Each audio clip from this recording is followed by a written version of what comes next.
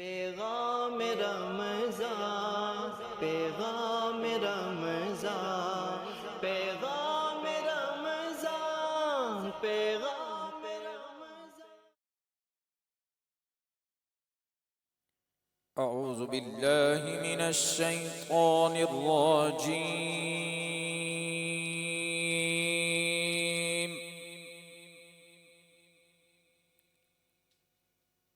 بسم الله الرحمن الرحيم.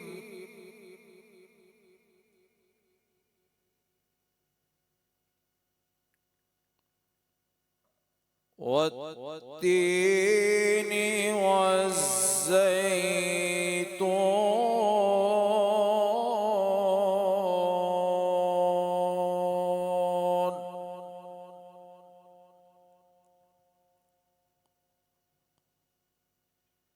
وطور سينين وهذا البلد الأمين.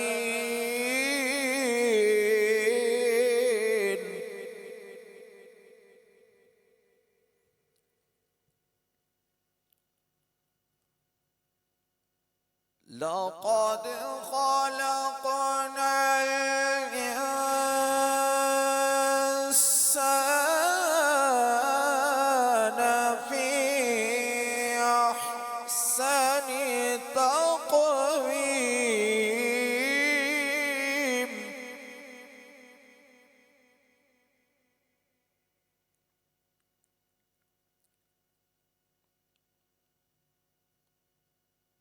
ثم رددناه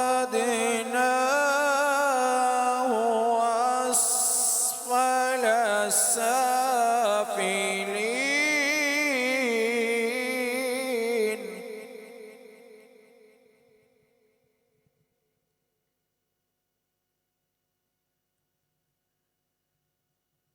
إلا الذين آمنوا وعملوا الصالحات فلهم أجر غير ممنون.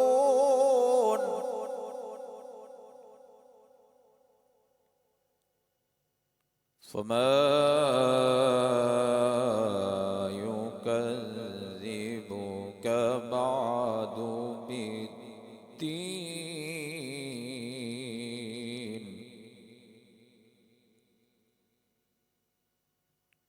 أليس الله بأحكم الحاكمين. صدق الله العظيم.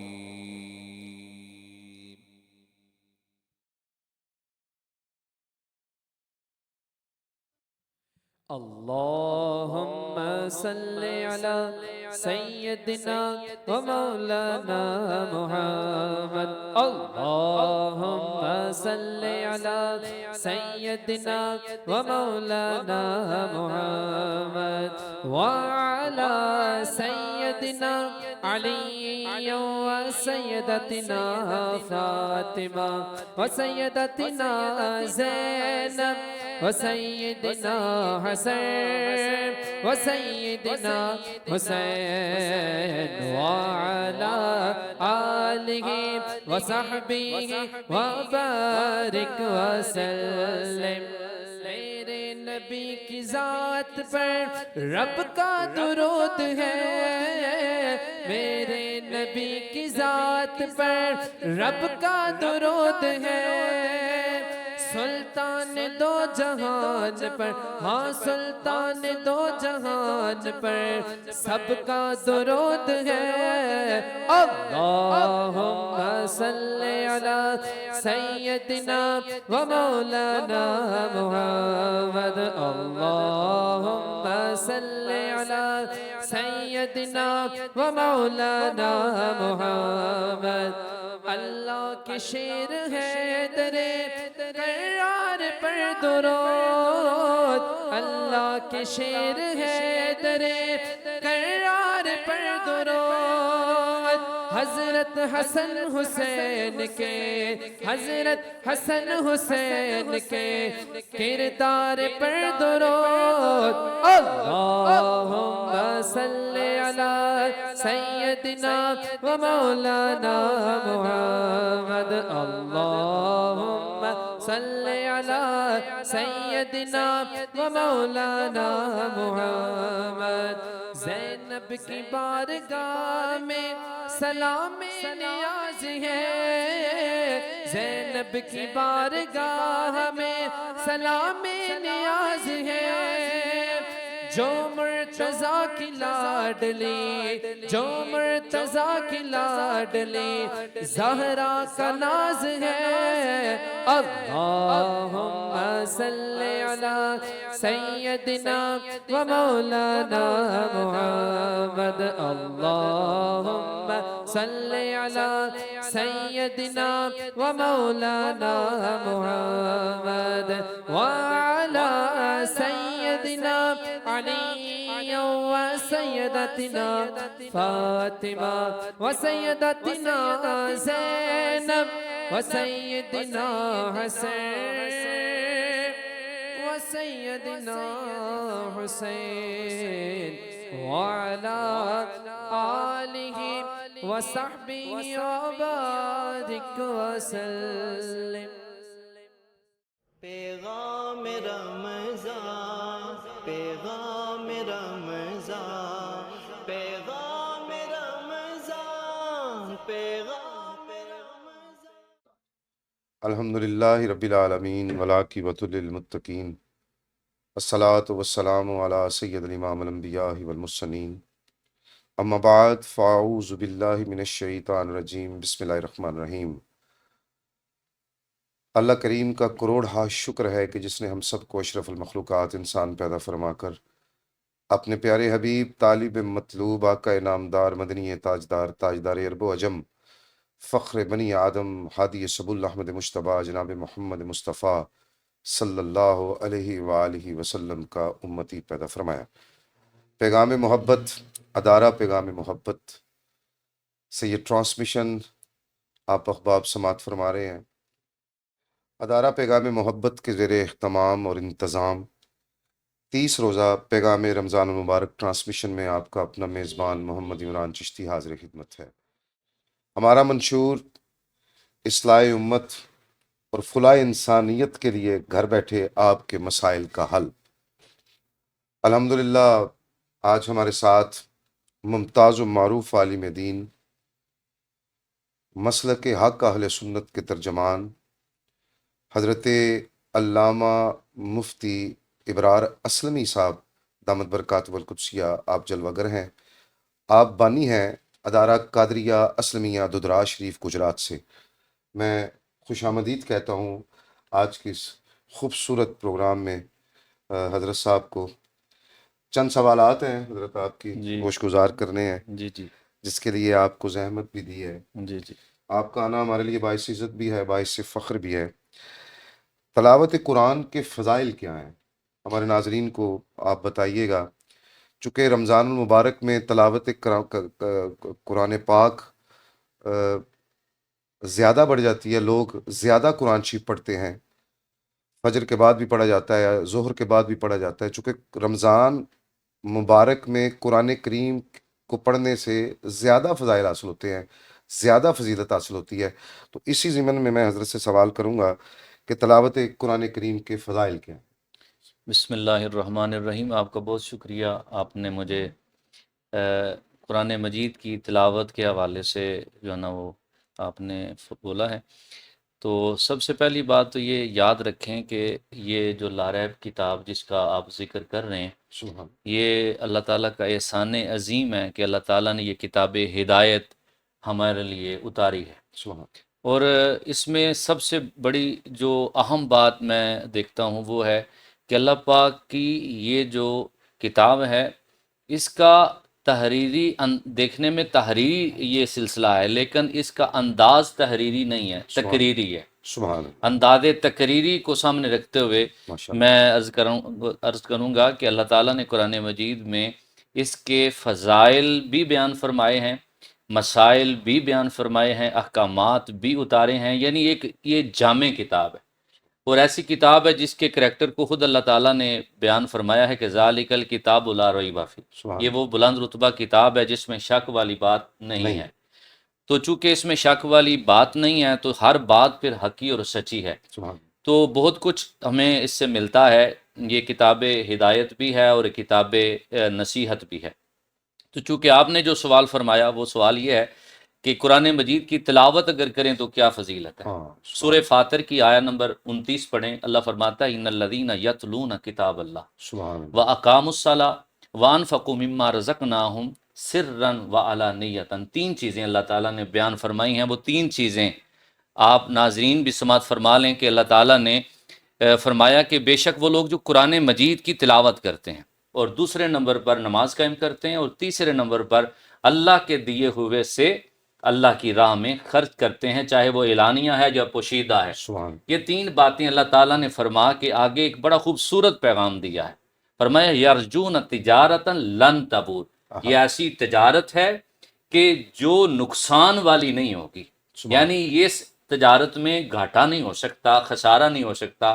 اور اللہ پاک نے یہ تینوں اعمال کے بعد تجارت کا لفظ بول کے نا ایک اشارہ کیا ہے سبحان کہ اسے صرف تلاوت نہ سمجھیں یا اسے نماز کا قیام نہ سمجھیں، یہ ایک اللہ سے آپ تجارت کر رہے ہیں، سبحان اور تجارت بھی اس ذات سے کر رہے ہیں کہ جس سے نقصان کا اندیشہ کوئی نہیں۔ سبحان آپ نے دیکھا ہوگا تجارت میں منافع بھی ہے، نقصان بھی ہے، لیکن اللہ وہ ذات ہے کہ جس کے ساتھ تجارت کرنے سے انسان کو فائدہ ہی ملتا ہے۔ اور فائدہ کیا ہے، اس سے اگلی آیت لے لیں، سورہ فاطر کی 30 نمبر آیت، اللہ فرماتا ہے لیوفیہم اجورہم، جو وہ کرتے ہیں ہم سے تجارت، ہم اس کا اجر ان کو پورا پورا دیں گے۔ سبحان اللہ، ایک بات تو یہ ہوگی، لیکن اس سے مزیدار اس سے اگلی بات ہے، اور وہ کیا ہے، وَيَزِيدَهُم مِّن فَضْلِهِ، ہم جو ہوتا ہے نا بندہ جتنا کام اتنا دام، جی جی، جتنی محنت اتنی مزدوری، مزدوری، ایسے ہی ہوتا ہے نا، ایسے ہی۔ لیکن یہاں پہ ایسے نہیں ہے۔ اللہ فرماتا ہے وَيَزِيدَهُم مِّن فَضْلِهِ، کہ ہم جو بھی ہمارے ساتھ تجارت کرتا ہے ہم اس کو اس کے کام پہ دام تو دیتے ہیں، جتنا کام اتنا دام، لیکن وَيَزِيدَهُم مِّن فَضْلِهِ، اپنے فضل سے اور بڑھا دیتے ہیں، اور بڑھا دے، یعنی اس میں اضافہ کر دیتے ہیں۔ سبحان تو یہ بڑی اللہ تعالیٰ نے یہ جو نوید ہمیں سنائی ہے کہ آپ کی تلاوت قرآن کا جو نفع ہے وہ آپ کے پڑھنے کے برابر نہیں دیا جاتا، سبحان اللہ، بلکہ کئی گنا ملتا ہے۔ اور پھر ماہ رمضان جس میں ہے ہی اللہ پاک کا یہ مہینہ مقدس اور نیکیوں کا ایک سیزن ہے، یہاں پہ تو آپ قرآن پڑھتے جائیں اور نیکیوں کا انبار آپ کے نامہ اعمال میں شامل ہوتا جائے۔ میں اس کی جو نا تائید میں ایک حدیث آپ کے سامنے رکھنا چاہتا ہوں بسم کہ اللہ کے رسول صلی اللہ علیہ وسلم نے یہ ارشاد فرمایا، اور یہ حدیث امام ترمذی اپنی سنن میں لے کے آئے ہیں۔ بسم اللہ، اللہ کے محبوب نے فرمایا من قرأ حرفا من کتاب اللہ، جو کتاب اللہ کا ایک حرف تلاوت کرتا ہے۔ حضور نبی کریم صلی اللہ علیہ وآلہ وسلم کا بھی انداز بڑا پیارا ہے، آپ فرماتے ہیں کہ جو ایک حرف تلاوت کرتا ہے تو فَلَهُ بِهِ حَسَنَہ، اس کے لیے ایک نیکی ہے۔ پھر وہی جو انداز رب العالمین کا تھا کہ پہلے فرمایا کہ جو تم کرتے ہو ہم اس کا پورا حساب آپ کو واپس کرتے ہیں، اجر دیتے ہیں۔ اس سے آگے جو اللہ تعالیٰ نے اعزاز دیا، مہربانی فرمائی، کریمانہ سلوک کیا کہ ہم اضافہ کر دیتے ہیں، تو حضور نے بھی وہ جملے ارشاد فرمائے کہ وَالْحَسَنَةُ بِعَشْرِ أَمْثَالِهَا، کہ وہ ایک نیکی پھر تمہاری ایک نہیں رہتی، اللہ اس کے برابر 10 نیکیاں تمہارے نامہ اعمال میں لکھ دیتا ہے۔ پھر کائنات کے تاجدار نے اس سے اگلی بات کو مزید وضاحت کرتے ہوئے فرمایا کہ لا اقول الف لام میم حرف، فرمایا میں نہیں کہتا کہ الف لام میم ایک حرف ہے، ولیکن الف حرف و میم حرف و لام حرف، فرمایا الف بھی علیحدہ حرف ہے، لام بھی علیحدہ حرف ہے، میم بھی علیحدہ حرف ہے، تو یہ الگ الگ حرف ہیں، یعنی تم الف لام میم پڑھو تو تمہیں ایک الف کے بدلے بھی 10 نیکیاں، لام کے بدلے بھی 10 نیکیاں، اور میم کے بدلے بھی 10 نیکیاں تمہیں عطا کر دی جائیں گی۔ یہ تمہارے تلاوت قرآن کا اجر اس انداز میں دیا جا رہا ہے کہ تم ایک رکوع پڑھتے ہو تمہیں خبر ہی نہیں کہ تمہارے نام اعمال میں نیکیاں کتنی آ گئی. سبحان اللہ. تو قرآن مجید کی تلاوت کا جو مزاج ہے وہ انسان کے اندر ہونا چاہیے، کیونکہ اللہ پاک نے ہم سے بڑی ساری باتیں کی ہیں، سبحان اللہ. اور وہ تلاوت جب ہم کرتے ہیں تو ہمیں سکون ملتا ہے. اور یہ تلاوت قرآن پاک کرنا یہ ڈائریکٹلی حضور کی سنت بھی ہے. سبحان اللہ. دیکھیں حضور نبی کریم صلی اللہ علیہ وسلم نے حضرت ابی بن کعب سے فرمایا میری ایک صورت تو سنو. حضرت ابی بن کعب نے وہ صورت سنی. اگلی بات جو حضور نے ارشاد فرمائی نا اس پر حضرت ابی رو پڑے. اب وہ بات کیا تھی؟ حضرت ابی بن کعب کو حضور نے صورت سنانے کے بعد کہا ابی میں تمہیں سنا رہا ہوں، ابی بن کعب میں تمہیں سنا رہا ہوں، اس لیے سنا رہا ہوں کہ اللہ نے مجھے آج حکم دیا کہ قرآن ابی بن کعب کو سناؤ، سبحان اللہ. سورت ابی بن کعب کو سناؤ. تو حضرت ابی بن کعب کی آنکھوں سے آنسو جاری ہو گئے. میرا بھی وجدان یہ کہتا ہے وہ اس لیے روئے ہوں گے کہ نسبت رسول کا اتنا بڑا انعام ہے کہ آج کل کائنات کا مالک نام لے کے کہہ رہا ہے کہ ابی کو قرآن سنائے. سبحان اللہ. تو قرآن سنانا، تلاوت کرنا یہ حضور کی سنت. بلکہ ایک حدیث میں نے یہ بھی پڑھی ہے کہ اللہ کے محبوب صلی اللہ علیہ وسلم کی بارگاہ میں حضرت عبداللہ ابن مسعود بیٹھے ہیں.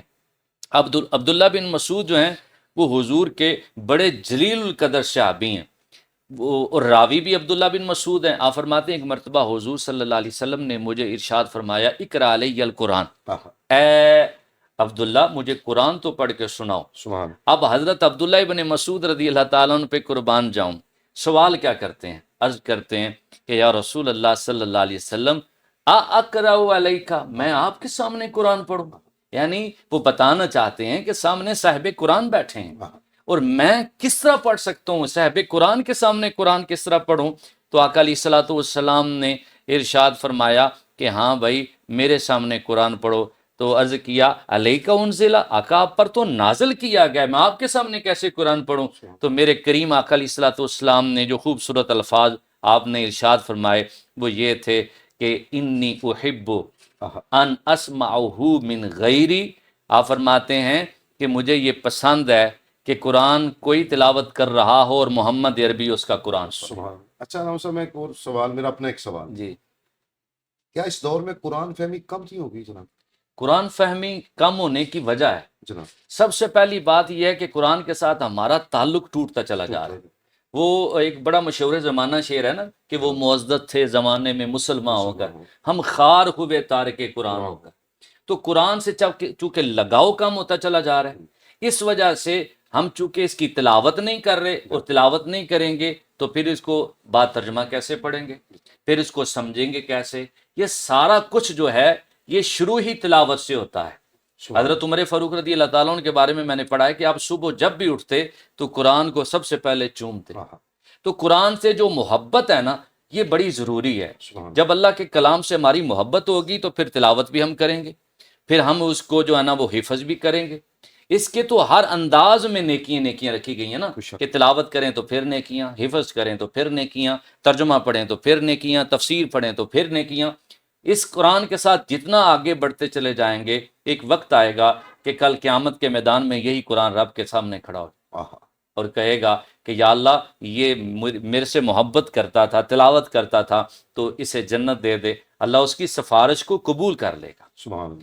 تو یہ جو ہے نا یہ شغف جو ہے قرآن کے ساتھ لگاؤ یہ ہونا چاہیے. اور نبی کریم صلی اللہ علیہ وآلہ وسلم کے سامنے جب عبداللہ ابن مسعود نے قرآن جو ہے وہ پڑھا نا، سورہ نساء پڑھی حضرت عبداللہ بن مسعود نے، اور جب اس آیت پہ پہنچے فَكَيْفَ إِذَا جِئْنَا مِنْ كُلِّ أُمَّةٍ بِشَهِيدٍ وَجِئْنَا بِكَ عَلَىٰ هَٰؤُلَاءِ شَهِيدًا، حضرت عبداللہ بن مسعود نے جب سر اٹھایا حضور کا والضحیٰ کا مکھڑا دیکھا تو آنکھیں برس رہی تھیں حضور کی، رو رہے تھے. سبحان اللہ. قربان خود صاحب قرآن سن کے قرآن سن کے رو رہے. کیا بات ہے جی. یہ چونکہ وہ صاحب قرآن ایک ایک حرف کو اس بخوبی سمجھتے تھے کہ اللہ ہم سے کیا کہہ رہا. سبحان اللہ. اچھا صاحب دوسرا سوال میں آپ سے یہ کرنا چاہتا ہوں کہ قرآن کریم کو ترجمہ اور تفسیر کے ساتھ پڑھنا کتنا ضروری ہے؟ یہ اس لیے ضروری ہے، آپ نے بہت اچھا سوال کیا کہ قرآن مجید کو جب تک ہم بات ترجمہ نہیں نہ پڑھیں گے تو ہمیں اس بات کا تو ادراک ہے کہ اس کو پڑھنے سے نیکیاں ملتی ہیں، لیکن کیا قرآن نیکیاں صرف تلاوت قرآن کرنے کے لیے ہی قرآن کا نزول ہوا ہے؟ کہ یہ نیکیوں کا حصول ہو جائے تو بات ختم نہیں. قرآن کتاب ہدایت ہے، سبحان قرآن کتاب نصیحت ہے. اللہ نے قرآن مجید میں فرمایا یا ایھا الناس قد جاءتکم موعظۃ من ربکم. اللہ فرماتا ہے لوگوں تمہاری طرف، تمہارے رب کی طرف سے یہ قرآن نصیحت بن کے آیا. تو نصیحت جب تک ہم پڑھیں گے نہیں ہمیں حاصل کیسے ہوگی؟ اچھا، یہ عربی اور اجمی جی جی وہ تو اہل زبان ہے، جی جی ہم اجمی ہیں. جی جی ہمارا ضروری ہے ترجمے کے ساتھ اسے پڑھنا. یہی وجہ ہے نا کہ ہماری چونکہ زبان نہیں ہے عربی، ٹھیک ہے، لہٰذا اس کا ہمیں ترجمہ جو ہے نا وہ پڑھنا پڑے گا. اور اس کو سیکھنا، اس کے سیکھنے کے فضائل الگ ہیں. یعنی اگر آپ اس کو سیکھیں گے تو اس کے اوپر مشہور زمانہ حدیث ہے کہ خیرکم من تعلم القرآن وعلمہ، تم میں سے بہتر وہ ہے جو قرآن سیکھتا ہے اور سکھاتا ہے. ایک بڑی میں نے جو ہے نا وہ پیاری ایک حدیث پاک پڑھی ہے. نبی کریم صلی اللہ علیہ وسلم نے ارشاد فرمایا کہ جب کچھ لوگ مسجد میں جمع ہو جائیں اور اس کے بعد یتلون کتاب اللہ و یتدارسونہ، دو لفظ اللہ کے رسول نے بولے ہیں. ایک تو وہ قرآن کی تلاوت کرتے ہیں اور دوسرا قرآن پاک کو سیکھتے سکھاتے ہیں. مسجد میں جمع ہو جاتے ہیں، تلاوت قرآن بھی کرتے ہیں اور پھر اس کو سیکھتے سکھاتے ہیں. اس کے بعد اللہ کے محبوب نے پھر ان کے لیے 4 انعامات بیان فرمائے ہیں. پہلا انعام کیا ہے کہ نازلت علیہم السکینہ، وہ جو بنا کے بیٹھے ہیں نا حلقہ قرآن سیکھنے سکھانے والے، سب سے پہلے اللہ کے محبوب فرماتے ہیں ان پر سکون نازل ہوتا ہے. سبحان. دوسرے نمبر پہ فرمایا کہ ان پر وغشیتہم الرحمہ، ان پر رحمت کا جو ہے نا وہ گھیرا ہو جاتا ہے، رحمت انہیں گھیر لیتی ہے. اور تیسرے نمبر پہ فرمایا وحفتہم الملائکہ، ملائکہ ان پر سایہ فگن ہو جاتے ہیں. اور چوتھے نمبر پہ جو سب سے مجھے مزیدار بات، جو سب سے پیاری بات لگی حضور کی، وہ یہ تھی کہ وَذَكَرَهُمُ اللَّهُ فِي مَنْ عِنْدَهُ، اللہ اعلیٰ علیین کے فرشتوں میں اس بندے کا یا اس گروہ کا ذکر کرتا ہے جو قرآن سیکھتے اور سکھاتے. سبحان. تو مجھے بتائیں کہ قرآن سیکھنے اور سکھانے والوں کو اگر یہ اعزاز دیے جا رہے ہیں تو اس کا مطلب ہے کہ قرآن سیکھنا سکھانا معمولی کام نہیں ہے. اس کو ترجمے کے ساتھ ہم جب پڑھیں گے پھر ہمیں پتہ چلے گا کہ کہاں پہ اللہ پاک نے ہمیں خوشخبری دی ہے. وہ صحابہ اکرام کی صاحب ایک بڑی معروف گفتگو ہے جی کہ اونٹ کی نکیل گم جائے جی تو ہم قرآن سے تلاش کر لیتے. بڑی خوبصورت بات آپ نے کی. قرآن فہمی کا معیار دیکھیں نا حضرت، جی اس جی بلند مرتبے پہ ہے کہ اونٹ کی نکیل بھی گم جائے جی جی اور وہ قرآن کریم سے مل جاتی ہے. ویسا ہی ہے. اسی لیے علامہ اقبال کا ایک شعر ہے، گر تو میں خواہی مسلمان زیستن، سبحان. اگر تم مسلمان بننا چاہتا ہے صحیح معنوں میں تو کرنا کیا ہے، نیس ممکن جزو بے قرآن زیستن، تو قرآن کے بغیر یہ ممکن نہیں. تمہیں قرآن کا جو ہے نا وہ دامن تھامنا پڑے گا اور اس کو صحیح معنوں میں نے پڑھا ہے عرصہ لگ جاتا صحابہ کو قرآن سیکھتے. اور اس کے بعد پھر جو ہے نا وہ بڑی بڑی باتیں پھر ان سے بھی نکلی کہ انہوں نے کس طریقے سے پھر آگے قرآن کا پیغام عام کیا. تو قرآن کا پیغام عام کرنے سے پہلے آپ کا قرآن پاک کو پڑھنا سیکھنا ضروری ہے. ایک اور حدیث میں آپ کے سامنے پیش کر دیتا ہوں. اللہ کے محبوب صلی اللہ علیہ وسلم نے اپنے غلام ابو ذر غفاری سے یہ جملہ ارشاد فرمایا، اور یہ امام ابن ماجہ اپنی سنن میں حدیث لے کے آئے ہیں. فرمایا یا ابا ذر فتعلم آیۃ من کتاب اللہ خیر لک من ان تصلی میں آتا رکعتین. اللہ کے محبوب صلی اللہ علیہ وسلم نے ارشاد فرمایا ابو ذر جو کتاب اللہ کی ایک آیت سیکھ لیتا ہے، پورے قرآن یا پورے پارے کی بات نہیں ہو رہی یہاں پہ صرف ایک آیت کی بات ہو رہی ہے، اور حضور فرماتے ہیں جو ایک آیت سیکھ لیتا ہے اسے 100 رکعات نماز پڑھنے سے زیادہ ثواب دے دیا جاتا ہے. سبحان. یعنی یہ اس سے بہتر ہے کہ تو 100 رکعات پڑھے. ایک طرف دیکھیں رب کی عبادت 100 رکعات پڑھتے ہوئے وقت لگتا ہے اور ایک آیت سیکھتے ہوئے کوئی اتنا زیادہ وقت نہیں لگتا. تو اگر تھوڑی سی بندہ کوشش کرے تو فضائل بھی ساتھ ساتھ مل جائیں گے. لیکن جو علم ملنے والا ہے، میں نے خود بات ترجمہ جب بھی قرآن پڑھا ہے مجھے سکون ملا ہے. اور پھر ایک کوئی نہ کوئی رہنمائی ملی ہے، کوئی نہ کوئی اللہ کی طرف سے جو گائیڈ کیا جا رہا ہے وہ کوئی نہ کوئی سبق ملتا ہے. تو لہٰذا ہمیں کوشش کرنی چاہیے کہ ہم قرآن کو جو ہے نا وہ با ترجمہ پڑھیں اور اس کو پوری تفسیر سے، اور تفسیر بھی مدلل ہونی چاہیے. یہ میں بات کرنا اور ایک اور بڑی قابل غور بات ہے جو میں کرنا چاہتا ہوں کہ چونکہ یہ پیغام رمضان کے حوالے سے یہ سلسلہ جو ہے نا وہ جاری و ساری ہے، تو میں ٹرانسمیشن کے حوالے سے ایک پیغام دینا چاہتا ہوں ناظرین کو۔ جی جی پیغام یہ ہے کہ قرآن مجید کو بعض بندے کہتے ہیں جی ہم ترجمے کے ساتھ پڑھتے ہیں، لیکن ترجمے کے ساتھ پڑھنے کے بعد بھی عمل نہ رہے ترجمے کے ساتھ، جیسے حضور نبی کریم صلی اللہ علیہ وآلہ وسلم کا ایک فرمان علی شان ہے، حضور نے فرمایا کل الحق وَإِن كَانَ مُرًّا، حق بات بولا کرو چاہے وہ کڑوی ہی کیوں نہ ہو، حق بات بولا کرو۔ تو اللہ کے محبوب کا یہ جملہ جو ہے یہ عین قرآن کے مطابق ہے۔ مطابق قرآن مجید میں آتا نہیں ہے کہ لعنت اللہ علی الکاذبین، کاذبین، جھوٹوں پر اللہ کی لعنت ہو، یہ قرآن کے وہ الفاظ ہیں جو بالکل کلیئر ہیں۔ ان کو پڑھنے کے بعد بھی بندہ جھوٹ بولے تو وہ جتنا مرضی قرآن پڑھتا رہے، قرآن حلق سے نیچے نہیں اترے گا جب۔ اور میں یہ سمجھتا ہوں کہ وہ ایک شعر بھی نا، قرآن جنہیں ایمان بتاتا ہے تو ایمان کہتا ہے میری جان ہے یہ، حضور نبی کریم کا ادب و اداب اور محبت اگر انسان کے دل میں جلوہ گر نہیں ہوگی قرآن پڑھنے کے بعد بھی، تو میں سمجھتا ہوں کہ اس قرآن کی تاثیر اسے نصیب نہیں ہوئی۔ تو قرآن جو ہے نا وہ بات ترجمہ ضرور پڑھیں، تفسیر کے ساتھ ضرور پڑھیں، لیکن سب سے بنیادی بات یہ ہے کہ اس پر عمل کرنے کی نیت کریں۔ جتنا پڑھ لیا ہے اس پر عمل کرنے کا ارادہ فرمائیں۔ سبحان اللہ۔ تو انشاءاللہ پھر یہ قرآن مجید کے ساتھ وابستگی اگر ہماری قائم رہے گی تو میرا خیال ہے کہ پھر یہ وہ وقت آئے گا کہ انسان کبھی بھی پیچھے نہیں رہے گا، وہ قائد بن کے سامنے آئے گا۔ روح کی شائستگی، جی روح کی تازگی جی قرآن کریم میں کے پڑھنے میں، جی ایسے اس ہی، میں کوئی شک نہیں۔ جی جی جیسے کہ آپ سے ہی ہم نے سنا کہ حضرت حیدر کرار علیہ السلام سے کسی نے پوچھا کہ بندہ دنیا میں رہ کے جنت کے میوے کھا سکتا ہے؟ جی جی تو ہمیں ہاں کھا سکتا ہے، ہوں، فجر کی نماز پڑھی جائے، جی اس کے بعد قرآن کریم کو کھول لیا جائے جی اور ماشاء ایک ایک آیت پڑھتا جائے بندہ، اللہ، جی تو جنت کے میوے ہیں۔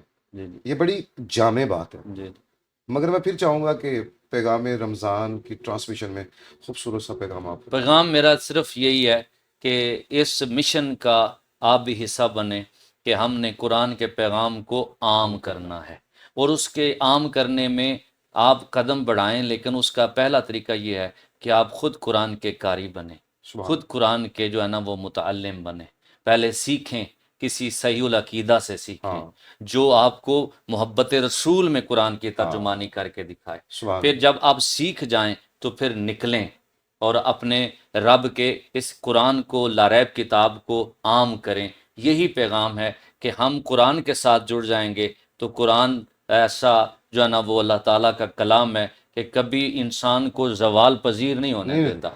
جی، آہا، تو امید ہے کہ یہ اس پیغام کے ساتھ جب ہم زندگی گزاریں گے تو ہماری زندگی اور آخرت بہتر ہو جائے گی۔ دل کو ملتا ہے کیا سرور قرآن پڑھ کے دیکھو، شیطان ہوتا ہے کیسے دور قرآن پڑھ کے دیکھو، اے کاشانہ آفاق میں بے چین بسنے والو، لذت ملے گی ضرور قرآن پڑھ کے واہ دیکھو، واہ، اپنے گھر میں اندھیروں کی شکایت کرنے والو، ہوتا ہے کیسے نور قرآن پڑھ کے دیکھو۔ اور جو حضرت نے آخری بات کی ہے میں بھی کر دیتا ہوں، جو ان کو منا لینے کی آرزو ہے ہارون، راضی ہو جائیں گے حضور قرآن پڑھ کے دیکھو۔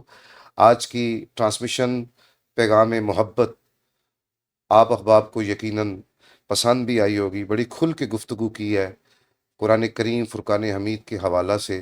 میں شکریہ ادا کرتا ہوں ایک دفعہ پھر آج ہمارے اسٹوڈیو میں تشریف فرما ہوئے حضرت علامہ مفتی ابرار اسلمی صاحب دامت برکات القدسیہ، نئے پروگرام کے ساتھ انشاءاللہ پھر حاضر ہوں گے۔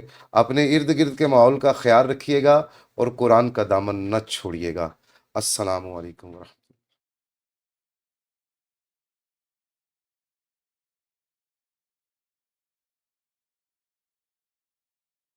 ناظرین محترم، وقت ہوتا ہے روحانی علاج کا، اور ایک وظیفہ آپ کو بتایا جائے گا، اس کے اتنے فوائد ہوں گے الحمدللہ کہ آپ کی زندگی خوشگوار اور آپ کو سکون قلب، روح کی طہارت الحمدللہ نصیب ہوگی۔ وظیفہ آپ کو بتائیں گے ادارہ پیغام محبت کے بانی عظیم مذہبی اسکالر حضرت علامہ محمد انیس قادری صاحب۔ اگر آپ کے دل میں بہت زیادہ دنیا کی محبت ہے اور اس کی وجہ سے آپ اللہ تعالیٰ سے بہت دور ہو رہے ہیں، یعنی آخرت کی فکر ختم ہوتی جا رہی ہے، تو آپ 313 مرتبہ یا قہارو یہ پڑھنے کا معمول بنائیں، انشاءاللہ آپ کو آخرت کی فکر بھی نصیب ہوگی۔